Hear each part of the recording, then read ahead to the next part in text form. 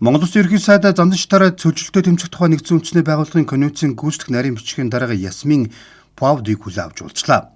Ерөнхий сайд цөлжилтөд тэмцэх тухай нэгдсэн үндэсний байгууллагын конвенцийн талуудын 17 дугаар баг хурлыг 2026 оны 8 дугаар сарын 17-оос 28-ны өдрүүд Монгол Улсад зохион байгуулахаар бэлтгэл ажлыг ханган ажиллаж байгаа явцын талаар товч танилцуулж, засгийн газрын зүгээс конвенцийн нарийн бичгийн даргын газар болон холбогдох түншүүдтэй нэгт хамтран ажиллаж байгааг тодтоглоо.